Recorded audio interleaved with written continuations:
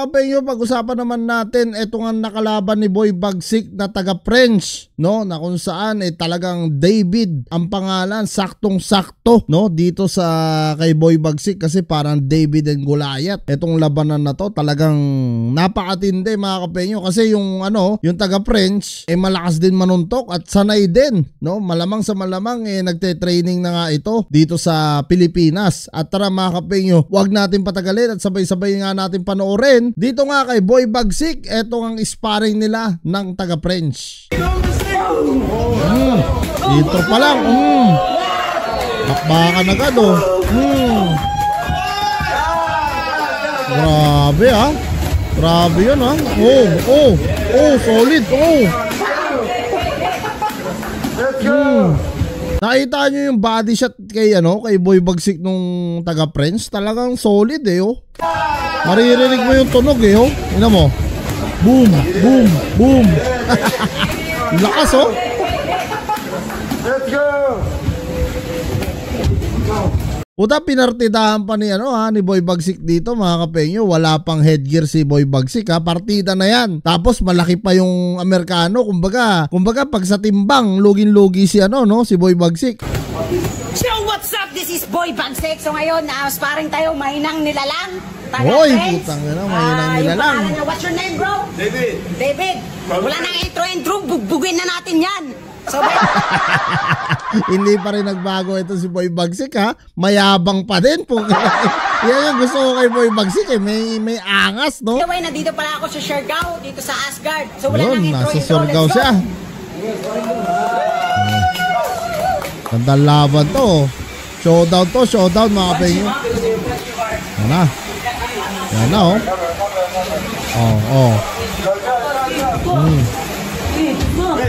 boom. Nakagingan agad ng lepok yung ron Italiano.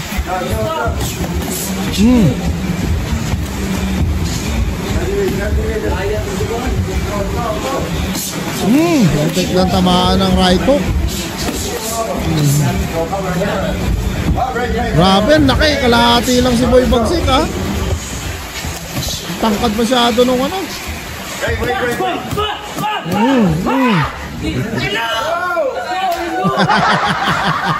hilo daw.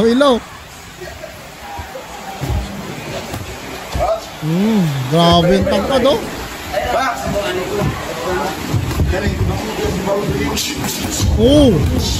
solid.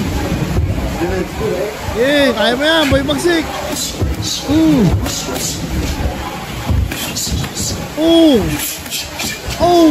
Yan, lalakas na suntok to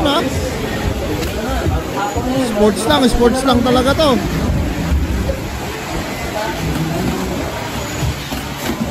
Boom. Ang problema kasi sa sobrang laki ni David, talagang hindi naaabot ni Boy Bagsik yung mukha niya, hindi niya napupuruan Pero kung kay Boy Ungas siguro to, yung kapatid ni Boy Bagsik, sigurado may kalalagyan tong no, taga French pala. Sorry, hindi pala taga Italy, no, taga French siya. 1 minute 30. Ito sa'yo.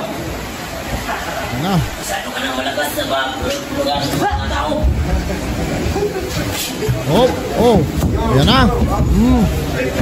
Grabe yung hawak ni Boy Bagsik, nasa hita na Hindi na sa bewang, sa hita na siya umahawak dahil sa sobrang tangkad.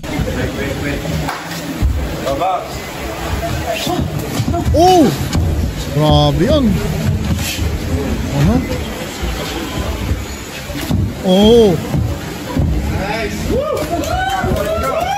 Tarang, ang laki ng kalaban niya, grabe